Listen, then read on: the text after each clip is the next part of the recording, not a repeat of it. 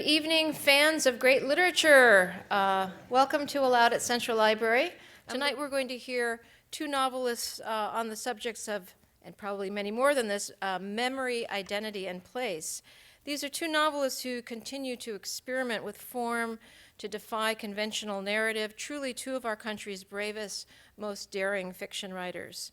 Novelist Percival Everett has worked as a musician, a horse trainer, and a teacher. His work is audacious, uncategorizable. In his new novel, Assumption, his follow-up to the wickedly funny I Am Not Sidney Poitier, Everett once again upends our expectations about characters, plot, race, and meaning. The New York Times wrote of Everett's most recent novel, Assumption, Everett casts his line, as it were, pretty far, and some of the things he reels in are weighty indeed. Racism, anomie, disillusionment, the meaning or lack thereof of one man's life, the American nightmare in brief at the end of the line. The settings, the protagonists, and the eccentric and pathetic cast of characters will haunt you long after you close the book. Everett is the author of nearly 20 novels. It might have gone up since I last asked him, 3 collections of short fiction, and 2 volumes of poetry. Swimming is his newest collection of poetry. He's also an accomplished poet. He's a distinguished professor of English at USC and was awarded the 2002 Hurston Wright Legacy Award for his novel Erasure, which was also recently republished, and we have it for sale tonight, a satiric indictment of race and publishing in America. Steve Erickson's new novel, These Dreams of You, is set in 1960s London, 70s Berlin, 21st century California, and an orphanage in Ethiopia. The New York Times noted in the review of Steve's most recent novel that he has been deemed a surrealist, a visionary, a genius. His fictions play out among the shifting landscapes of sci-fi, postmodernism, and avant-pop. Occasionally, These Dreams of You reads less like a book than a prose contraption engineered to pry us loose from our bearings. So I think you have to all hang on to your seats. Steve Erickson is the author of 8 novels. Currently, he's the film critic for Los Angeles Magazine and editor of the great literary journal Black Hawk, published by Cal Arts, where he teaches in the MFA writing program. And in conversation with our 2 esteemed novelists tonight is a great playwright, Brighde Mullins. Brighde last interviewed Irish novelist Anne Enright for us. She's both an award-winning playwright and a poet. Her work includes Monkey in the Middle, Fire Eater, and Pathological Venus. She's working on a number of theater projects and is currently the director of the Master of Professional Writing program at USC and is the recipient of a 2010 United States Artist Fellowship in Literature. It's a wonderful trio here. Please welcome them to the Los Angeles Public Library. Thank you.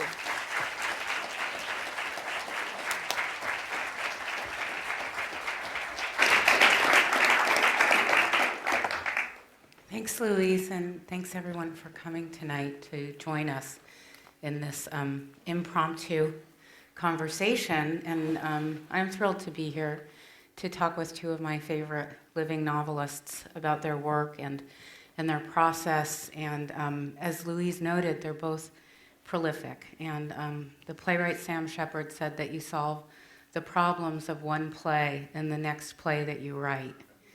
And he said that when you first learn how to write a play, it's like learning to ride a horse. And then over time, you find out you have to figure out where the horse is going. So you can probably tell that this is forming itself into a question about beginnings and about, especially for 2 writers who have given us so many novels. And some with recurring themes or ideas, but always it seems the thrown gauntlet of a new structure, a new way of being, a new way of responding to the times, and a cognizance of what our responsibilities are as citizens or what they aren't, how we figure in society. Especially I'm thinking here of Steve's book, These Dreams of You, and Percival's book, Assumption, both of which deal with family, but also outsiders. So, I'm just wondering, just as a jumping off point, and maybe if you'd like to read a bit from your work as well, in particular, with these particular novels, or Percival with your latest one, what was the beginning? Is it story? Is it character? Is it, as Shepard describes it, the thrown gauntlet of a new structural exploration?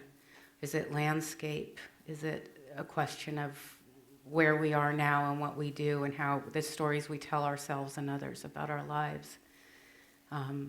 Steve, do you want to kick off? Sure. First of all, I want to thank the Downtown Library and the Allowed series and Louise Steinman for having us. Thank you, Brighde, for moderating this. I'm struck by the Shepard quote because very often I find that a novel will grow out of the scene I left out of the last novel. That a novel will be. I had a particular case of that with a novel called Amnesiascope some years ago, where 6 months after the novel was published and done, I was, I don't know, doing something banal like grocery shopping, and I had this sort of revelation of a scene that I felt should have gone in that novel. And out of that scene grew the next novel I wrote, which was The Sea Came In at Midnight. I think that it probably varies from book to book. It may be a character, it may be an idea. In the case of this novel, it was a scene that in fact opens the book, and it was a scene that was based in some part on a real scene that had taken place in my life. And it struck me that it was a singular moment for me, it was a singular moment for the country, and out of that the novel developed. But do you want to read from Sure, the I should do opening? it. I'll do it now? Okay. Great. Again, this is the opening of the new novel called These Dreams of You. And I've kind of compressed it a little bit, but this is pretty close to the way the book actually opens. But years later, on a night in early November, when the wind comes in like a swarm, Alexander Nordock sits in the rocking chair that he borrowed but never gave back, where his wife used to breastfeed their son. It's 8 o'clock where he is, in one of the canyons on the edge of Los Angeles. It's 10 o'clock in Chicago, and thousands of people sweep across the TV screen in the same park where 40 years ago, police and protesters rioted at the scene of a great national political convention, and Nordock's country questioned all its possibilities. Alexander's 4-year-old daughter, Sheba, adopted 19 months before from an orphanage in Ethiopia, sits on his lap. Sheba is the color of the man on the television, in whose form the country now has imagined its most unfathomable possibility. Alexander, who goes by Zan, is the color of everyone else in the family, including his wife Viv and his son Parker, whose 12th birthday happens to also be on this day. With the announcement of the man's election, bedlam consumes the living room. He won, Parker explodes, leaping from the couch over a low white formica table that's in the shape of a cloud. He won, he won, he won, he keeps shouting, and Viv cheers too. Zan, Parker stops, baffled by his father's stupefaction. He won. He says, "Aren't you happy?" On the television is the image of an anonymous young black woman who, in the grass of the park, has fallen to her knees and holds her face in her hands. Do I have the right, Zan wonders, as a middle-aged white man, to hold my face in my hands, and then thinks, no, and holds his face in his hands anyway, silently mortified that he might do something so trite as sob. It's a country that does things in lurches, born in radicalism, then reluctant for years, decades, the better part of centuries, to do anything crazy until it does the craziest thing of all. but it's also a country inherent in its genes, capable of imagining what cannot be imagined, and then, once it's imagined, doing it. 6 years before, another president, a white privileged Texan, swaggered across the deck of an aircraft carrier in a pilot's jacket, a banner unfurled behind him proclaiming the end of a war that in fact was only beginning. It was an image that the country embraced almost as much as it believed it. Now, a black Hawaiian with a Swahili name, it's science fiction, Zan thinks, or at least the sort of history that puts novelists out of business. At the radio station the next day, from where Zan broadcasts 4 times a week a 3-hour music show, he announces following the first set, the Sam Cooke record, the greatest ever made, was for what happened last night. 45 years after the song was recorded, but then all the song says is that a change will come, not how fast, right? By the time the song was released as a B-side, the singer was murdered in an LA motel under tawdry circumstances.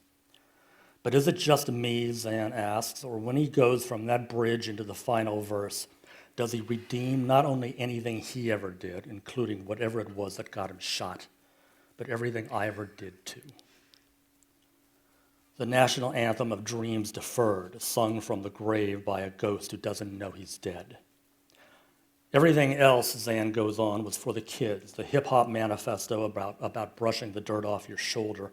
That's for my 12-year-old son who's gone gangsta lately, though at this point, I'm sure he thinks the song is impossibly old school, being as it's more than half an hour old.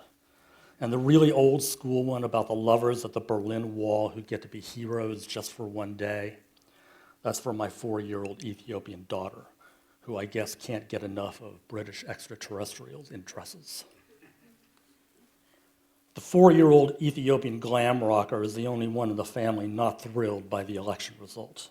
Sheba has been the household's sole supporter of the opposing candidate, a man the age of grandfathers and the color of snow, neither of which the small girl has known.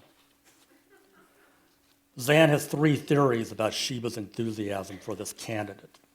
The first and most comfortable is that, in fact, he does remind her of Viv's father, who died 2 years before the little girl was born and whom she sees in all the family photos. The second theory, more vexing if not too unsettling, is that she's just messing with everyone's heads. The third and most troubling theory is that in her 4-year-old soul, she's already come to believe the color of snow is preferable to the color of, well, pick your racist poison, chocolate, coffee, mud. With what brown does she associate? Since she came to live with the Nordauks, she's noted more than once that her skin is one color and Zan's, Viv's, and Parker's another. How come, the girl asks resentfully, returning from preschool where there are no other black children, you get to have light skin while mine is darker? Dismayed, Zan isn't sure he's heard right. Was that really the way she put it? Yours is lighter, she points out again, pulling at his arm and thrusting her thumb in her mouth. It is lighter, he says. Yours is darker and it's beautiful. Some people have light skin and some have dark. Some have light hair and some have dark. The man who sings the hero song has red hair, she says. Yes. Mama has blue hair. There you go. Turquoise, actually. What's turquoise, she asks. A kind of blue. Blue-green. Is it really blue, or did she make it blue? She made it blue. Why? She likes it. It matches her eyes. Some people have light or dark eyes. Some people are tall, some aren't. Is this the way to answer the question? Is it better than because you're black and we're white if she doesn't yet have a concept of black and white? Or is it an answer that only a naive white person gives? On the other hand, no white sentimentality invents and no hard-nosed street wisdom disputes the preternatural awareness of the 4-year-old adopted child who shares with other abandoned children a perspective verging on the otherworldly. Oh yeah, says another father at Sheba's preschool when Zan identifies her as his. The little girl who talks like she's 20. The night that Zan takes Parker to the emergency room with a broken hand and loses his car keys, he's still railing at the experience an hour later behind the wheel when, from her infant seat and back, Sheba advises, "Poppy, let it go," before plopping her thumb back in her mouth. She dazzles everyone she meets, eyes big enough to set her whole swirling solar system. Her charismatic entrance into every room brings it to a halt. She's an irrepressible goofball, walking around with small stickers stuck to the end of her nose, spitting water across the dinner table in a stream, like the stone water-breathing lion she saw in a fountain, a mimic who spins off her own original permutations. Eventually, the mimicry becomes not only more precocious, but blacker. Inevitable less because she herself is black than because her white brother, like all kids in the 21st century, or maybe all kids since the first white boy or girl heard Louis Armstrong blow his horn, is blacker. "Hey there, girlfriend," or "What up, sweet cheeks," to people who probably shouldn't be greeted in that fashion.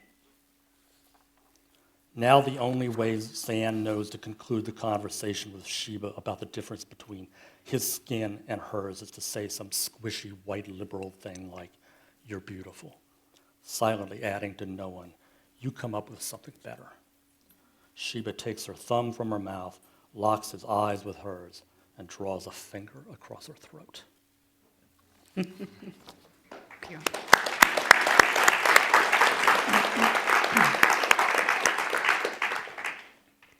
So that opening scene of watching the election of the first African-American president took place pretty much like that in our family, where we have an adopted African daughter. Mm-hmm. And I knew it was a scene that was unusual for my life, and that it was happening at a time that was unusual and historic for the country. And as the story of the book develops, it happens against the backdrop rather of what else is going on. Mm-hmm.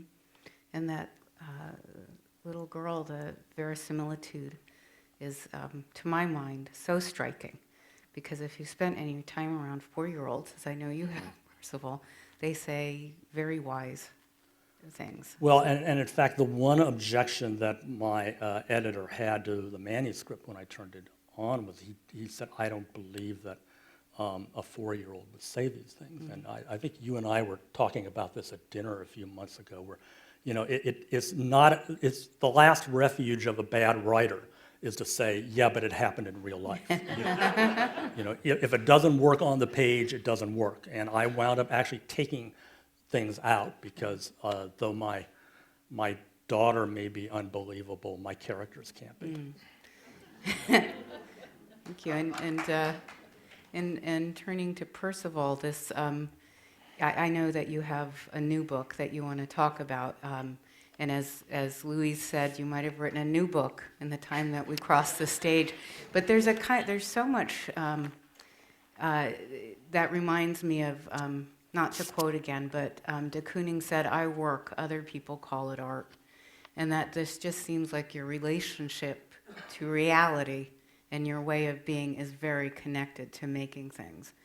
And so in terms of that, I mean, just to go back to character for a moment, I really like that character of Ogden. I like how he is such a loner. He doesn't even have a pet. He has a bonsai because he doesn't have to walk it.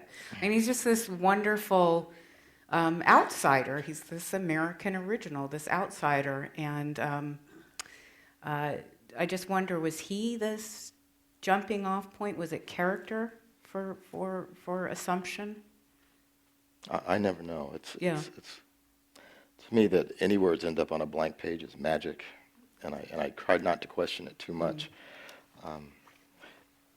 Novels come differently, as Steve was saying. Everyone is his own life, and I don't always know the origin of this thing that's sort of flailing in front of me. One of my novels was the product of having been dissatisfied with the story for my entire childhood, the story of Medea. And I just always bugged me. I said, this can't be right. And so I rewrote it my way. And then there was another that came to me in Wyoming when I stopped at a rest area. And I wondered, what would it be like to work here? And the novel just came. Mm-hmm. And still another came when I saw, I used to have a ranch outside Los Angeles, and the exit to my place was the run right before it was called Theodore Street. And as I turned off, I looked at it, it said Theodore Street, and that became the name of my character. So it's just kind of magic, but for me it always comes out of sort of fascination with language and meaning. At dinner earlier, you did say something about story and how it doesn't, or that story isn't what it's about for you in some way. And I asked you what you had studied, and it was math. And there is some, it feels like there's a real pleasure in playing with logic and with form in the novels of yours that I've read. There's that seems to me to be the through line, that there is such a joy in playing with these different ways of making something. Well, meaning gets made in so many different ways that and not just a context. It's the way the context is constructed, and what's in place to create the context. And so I just become fascinated with the layers of meaning, and that's what I like to play with. Mm-hmm. Then sort of accidentally I end up telling a story, but I don't think I'm really naturally a good storyteller. I think you are, but I also think there's also a lot of pleasure to be had for a reader in the way that you play with theory. It's like a cat playing with a little, batting it around. I like to think of it more as a cat playing with a dead mouse. Okay. But that what you said about the layers, it does seem like there's always something, and Steve is doing this in his other work, and I think in the new book as well, something meta-narrative, the writer who's a writer writing about a writer and the time shifts, and I wonder with the new book, not with Assumption, but the one that will be published, when will it be coming out? In about a year, early next year. What's the name of it? I can't really say. Okay. Well, I can, but it's kind of embarrassing. The title of the novel is Percival Everett.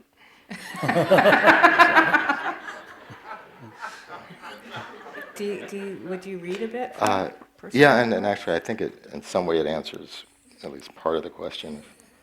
Maybe it's more confusing than anything. It's a section, the second phase of desire. Lying here like this, I have learned some things about us and learned nothing at all. And it is the nothing at all that sings to me in this cucumbery trance that we may choose to assume that as any given state of affairs is upset, that there arises an instinct to make them anew. And as we set about, we entertain all these words, all these thoughts, notions, utterances, calculations, equations, text. All of this and language remains always a step ahead of us. And we think this most clearly as we die. A step, 2 steps ahead of us. Our speaking, our writing, our groping always lags behind language, far enough that there is nothing to say about language itself, as we cannot look directly upon its magnificence. Like Simile Zeus, burn, baby, burn, and yet a Hegelian desire, a Freudian instinct, no matter how much we yak, how much we entangle ourselves in words and text, all we ever do is circle where we think language might reside. Guessing like we guess about the location of electrons, about positrons and pions and muons and kaons and leptons and quarks and imaginary ducks. Using it without pause, without thought, knowing that we cannot live without it, that we define ourselves with it and by it, but it is not ours. It found us, waited for us to find it. We evolved to find it waiting, and we explore its structure, the structure we impose. Believe we add to its content daily, recognize its turns, its fluidity, its features, its alterability, and yet we cannot account for it, explain it, find the egg of it, because it is, in short, God. The only God that we know or will know or have known it being immaterial, without form or mass or weight or constituent parts, the identification of parts of speech being little more than an exercise in question begging. Like describing judgments by examples of things judged, it is completely dependent on us, and yet we give it nothing. Just as digging more ditch makes the ditch no more a ditch, and it dies every day and yet continues to live, lives in its units that we cannot see or hear, them, so big that we cannot miss them, and we can represent none of them, as it exists without senses, without medium, without intention, without reflection or deflection, but not without us, as it makes us human, forces us to be human, reminds us to be human, yet has no feeling toward us, gives us life, conflict, confusion, war, and understanding, and it is all powerful and without judgment, and it can state its own apparent inadequacy and then overcome it, revealing that we are the site of the failure. Create context, is not the sum of its parts, and we cannot imagine the whole of it, cannot imagine it at all, and it creates gods for us to pray to, gods for us to fear and love, creates religions and then refutes them, creates a way for us to talk about the unknown, about language itself, and yet does not create itself, is not created, just is. And we cannot imagine ourselves without it, cannot imagine without it, because it is God, and it lets us know that God is just a word, that God is just a grammar, and that its grammar is just our feeble construct to approach its radiance. It has nothing to do with text, it has nothing to do with words, and probably has nothing to do with our thoughts and the things we think when we know nothing, when we know there is nothing, when nothing is our last safe cave of language. And vegetable me, the skies and the river, the moons and the sea, the birds speak of riddles and the dolphins tell lies, and we'll all live forever and nobody dies.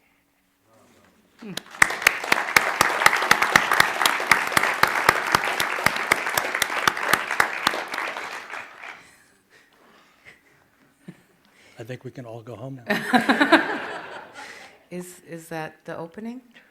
No. No. Where does it come in the book? This is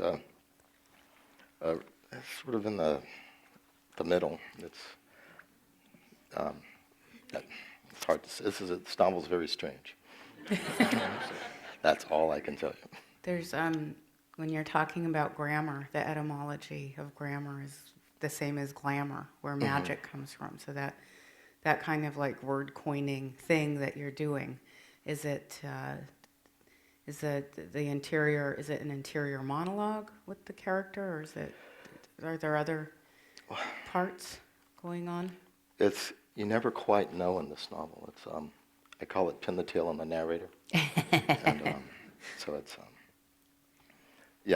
it's a very difficult novel to talk about.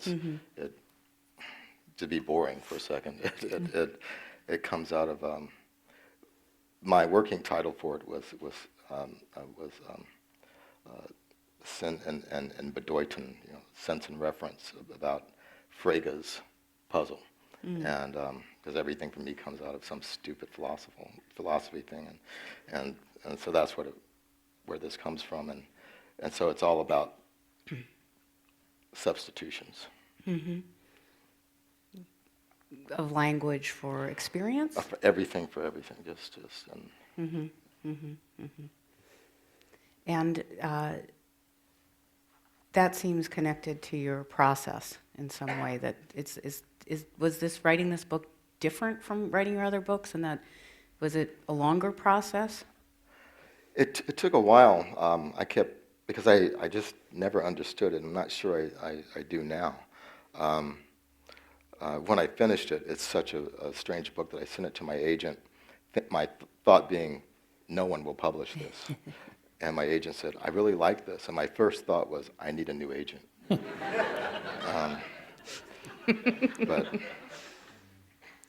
But I've fooled a lot of people with this so far. We'll see how far it goes. And then, so it is being published. So, yes, yeah. Yeah, much to my surprise. Do you have a feeling that your readers have a certain expectation? You said you didn't write it with any thought of publication. Do you write for a thought of some ideal reader or audience? Or Yeah, me. Yeah, I don't think about audience. Yeah. Sorry.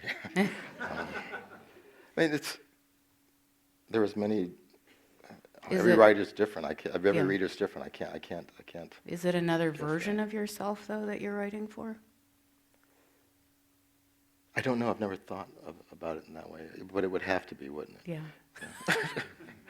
Steve, would you talk a little bit about your process? I know we have a lot of students here tonight from the USC Master Professional Writing Program, and probably from Cal Arts, and probably undergraduates from USC.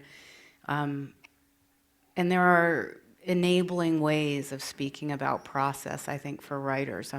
Right now I'm teaching Tennessee Williams, and he has this whole section about his day, and his day always involved a swim, a drink, and lots of time at the typewriter. And he said the perfect life for an artist is the one, or for him, was the one that made the work not only necessary, but impossible to avoid.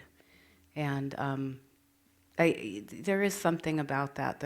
What is it that, because you're both, the work is so consistently surprising and so innovative and speaks to our time, and they're both, Assumption and These Dreams of You were both, for me, page turners. Not like in an old school kind of suspense way, but just, where are they going with this, and how did we get into this? So I think in terms of that, with your process, Steve, because These Dreams of You is very much this family story, and this historical novel where the roots of this family intersect with Joyce, with Berlin. There's a dreamscape, there's a soundscape with the music.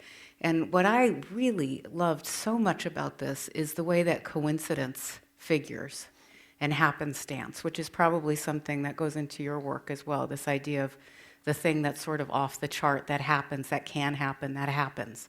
And that gets a texture of reality into the book.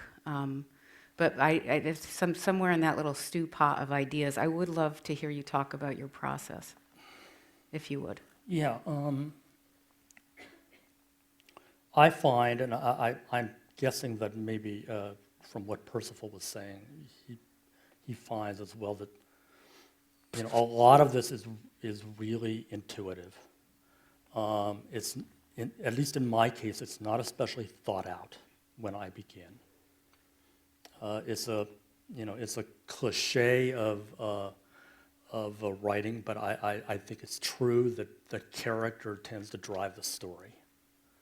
If you know who your people are, then at some point, I've had instances where I was working on a novel and I thought that I was going to get to this section and this was going to happen. And I got there and I realized that what I had planned was that the guy was going to call up his girlfriend and have this long conversation. And when I got there, I realized that the guy would hang up the phone before she answered. I knew that character well enough. So that whole conversation that was in my head, went out the window because I think you have to be true to the characters. And you've got to be open to, and forgive me if this sounds overly mystical, but you've got to be open to what the characters are going to tell you and what the book is going to tell you about itself. And that's why I think it's probably, it's difficult to talk about this process. I don't make an outline. I rarely work from notes. I have found that when I'm writing from an outline, the result sounds like it was written from an outline. And I hasten to add that I know very good writers who outline extensively. So there's not a particular way of doing this. Every writer's got a method to his own madness. Mm-hmm. Mm-hmm. Mm-hmm. Yeah, it's certainly not the kind of thing, everybody's relationship to their work. And then later on, later on you bring some some conscious rationale to what you're doing or what you've done. Is that in the revision? Absolutely. And I mean, in the case of this novel, there are a lot of things going on in this novel. And, about 3 months before I finished the draft, I woke up one night at 2 a.m. thinking, I must be insane. There's all this stuff going on in this novel. There's no way that this novel can contain it.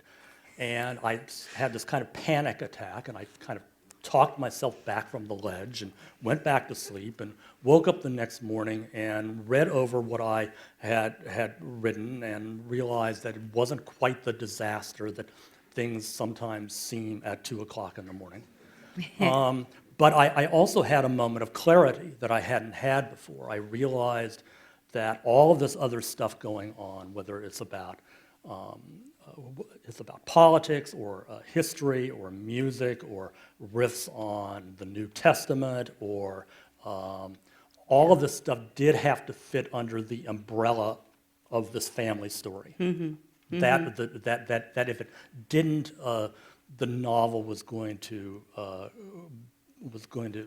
be out of balance and was going to kind of spin out of control. So that kind of thought does go into the process, but in my case, it goes into the process pretty late in the game. Mm-hmm. I'm not thinking about that stuff when I'm first telling the story. And the story, you go so many different places, and my book is so marked up. The way that music comes in and out, and the way that the character locates himself in place. And this is a line about halfway through the book. He says, he is of and from a country, this is Zan, he is of and from a country that always has belonged to the rest of the world's imagination, more than it belongs to its own. And throughout the book, there is this incredible shape of the sentence that you're doing, this structural elegance. Parts of it almost read like Zen koans. I mean, it's very, and I think maybe that's part of why you're doing some really far out stuff. It's really an unbelievable book. And Percival, I know maybe you don't want to talk about this book so much, Assumption. Sure. But the structure was so compelling to me, and actually this idea about character that Steve was saying, this idea that if your characters aren't surprising you, you're not writing them enough. And it seemed that this character of Ogden, who I just, I would follow him anywhere, and I did. Sorry.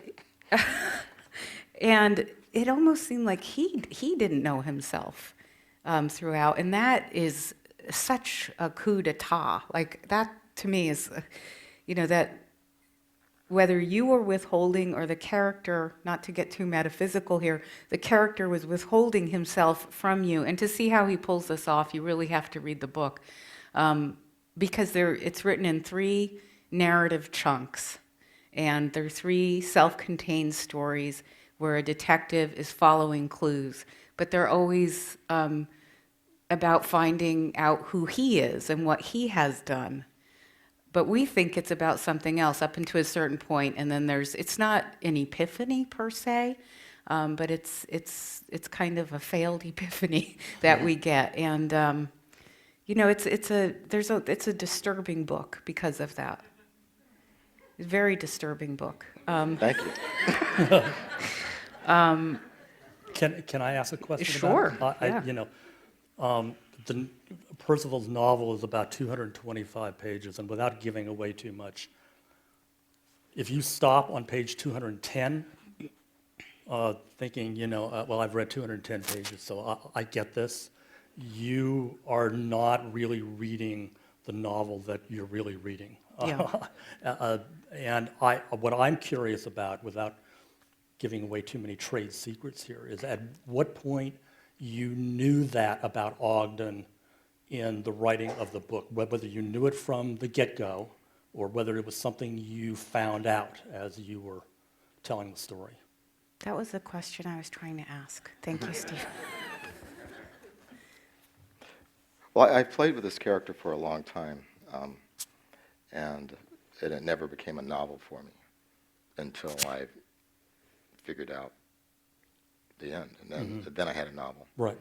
Before that, I was terribly bored by it. The setting, the place, is very important to me. New Mexico,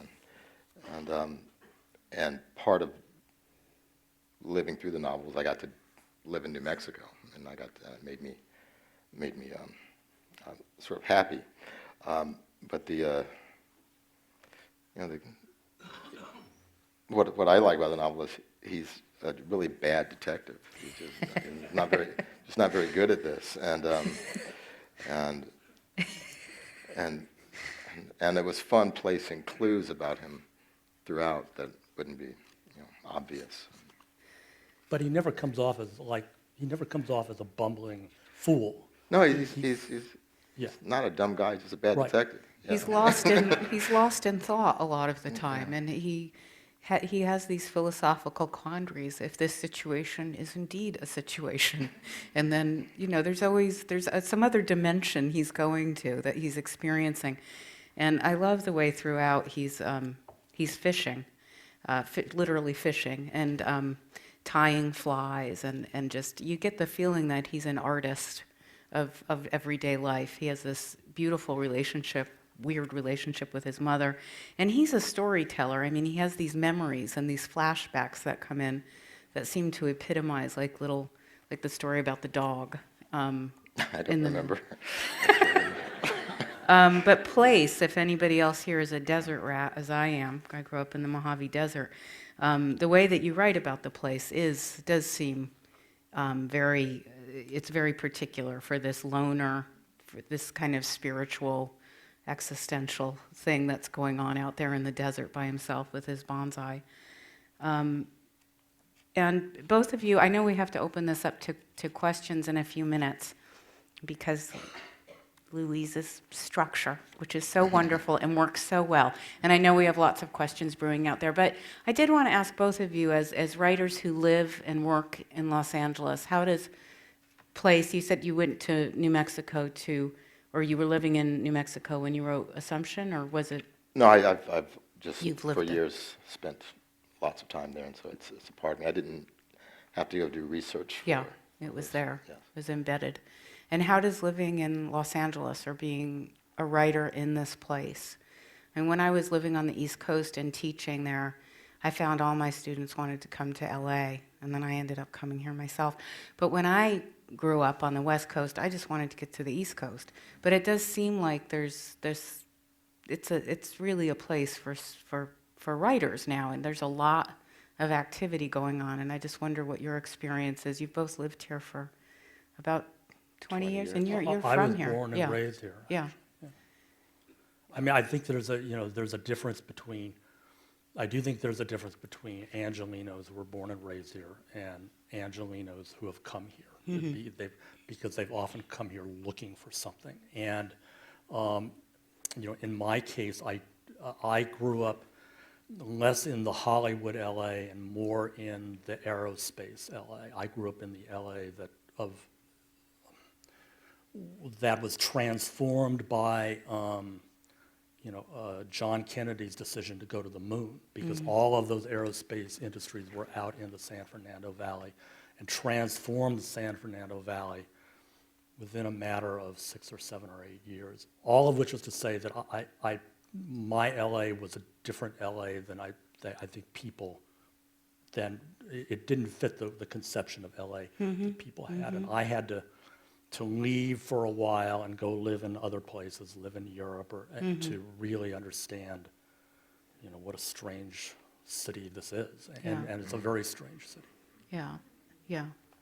Percival, do you know? I love Los Angeles. Partly it's in the West. When I was 19 and drove west for the first time, that I realized this was my landscape, and as cities go, and if I have to live in a city, I do now. Los Angeles is a city I would choose. It's the most international city in the U.S., and it's a kind of a neat place because it really doesn't have a chip on its shoulder. Los Angeles doesn't care about you. You know, it's like everybody else, every other place says, this is a great place. LA doesn't care.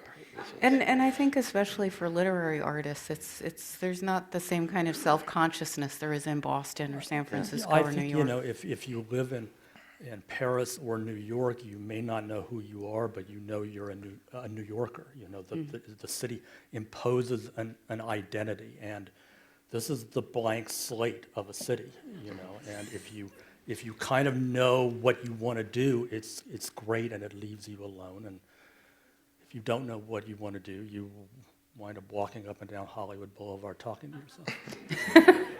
I think that's a You weren't great, supposed to mention that. that seems like a really good place to open it up to questions from the audience. And I think there will be a mic circulating, so if you raise your hand, thank you. Thank you. Steve, I had a question for you. You were talking about character and developing a character. My question was, how much time do you spend thinking about the character, its quirks, its loves, its hates, before you actually start putting it on the page? That too is going to vary from novel to novel. I mean, probably the best instance I can give of that is the novel that came before this one, which was called Zeroville, and it's a novel about the movies, which is to say, it's not a novel about making movies. It's a novel about being obsessed with movies, and I had this in my head for a couple of years, and it wasn't until the central character really came into focus that the rest of the novel fell into place. Because once I had the central character, I had the perspective, I had the voice, I had the sensibility of the novel. There are going to be other instances where I'm finding out who the character is, kind of like I mentioned before, as I'm telling the story, and the characters will assert themselves and start dictating their own actions. But in the end, I think that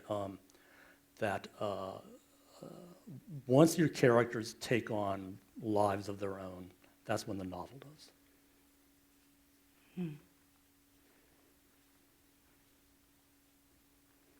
Both especially for exposing yourselves so honestly. My question to you both is, when did you each decide that you were a writer? Tomorrow.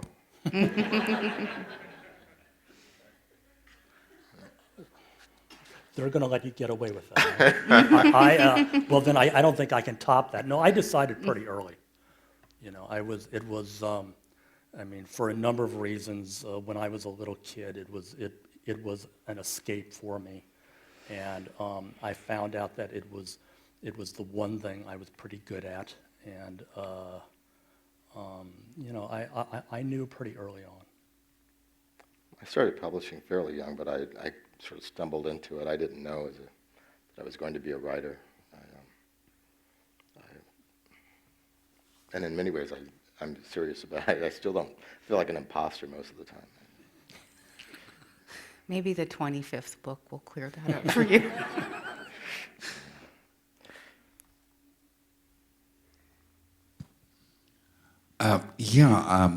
I forget which one of you is the genius. I'm kidding. I'm fascinated, Percival. I find I have spent some little while in theoretical physics, and I find it hard to believe that you're a mathematician, I think you're more oriented toward physics. Actually, you must be. You're not you don't work in syntactical calculus or something like that, do you? Well, let's back up. It's not exactly math. I studied mathematical logic as an undergraduate, which is a far cry from being a mathematician. But I enjoy logic and math. I have a question for each of you, and it is merely this. Recently, I reread Crime and Punishment, and here's a novel that was rewritten several times. And every time he rewrote it, I was thinking about you, Steve, in the introduction. Well, in your first comments. You said you wished you or had the opportunity to add that scene. Now, in Crime and Punishment, it's completely additive. Every time he rewrote it, he added more. If things were different nowadays and there weren't such pressures to publish and to get after the next book, do you think that, and this goes to each of you, do you think that you would, a year later, add more or pare it down? Thanks. Depends on the work. I always cut as much as I can. Yeah, I agree with that.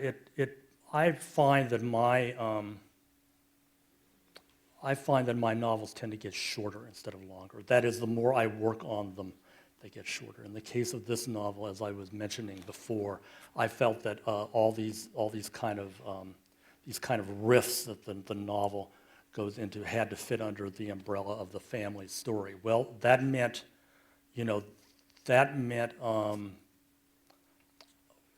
balancing and orchestrating a lot of different components. And as I tried to achieve that balance, the book got shorter and shorter. I mean, the original was probably 50 pages longer than this. So, and that generally has been the process for me, that when I finish something, it's probably going to wind up fewer pages instead of more pages. Mm. I think there's a Hi, Percival. I see your work as having a protagonist in an absurd position, and I'm just wondering if you could tell me the function of humor in that universe.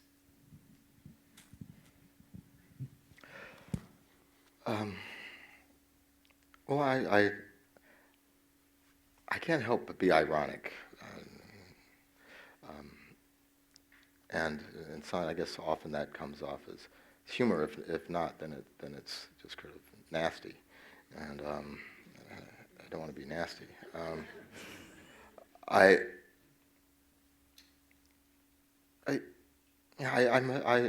My instruction as a writer and thinker comes from Mark Twain, Groucho Marx, and Bullwinkle. and from them I learned that to address, from Mark Twain anyway, to address serious stuff, it works for you to disarm with humor. And so that I don't think about that, but it's probably it's encoded in me somehow genetically, I guess.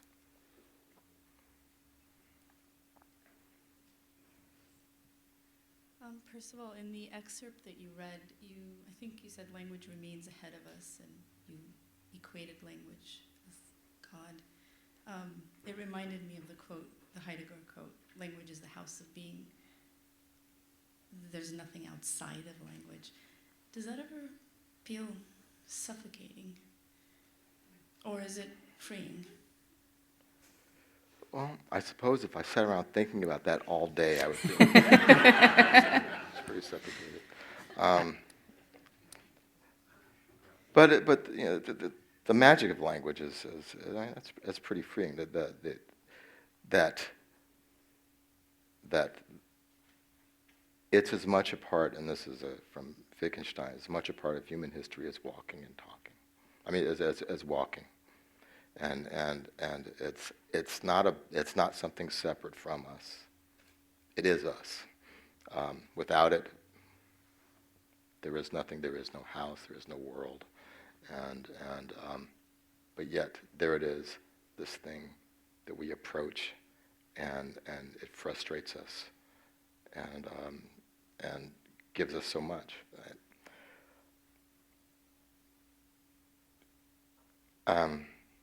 Yes, and as I start to think about it like that, I become suffocated. We are actually nearing the conclusion of this amazingly interesting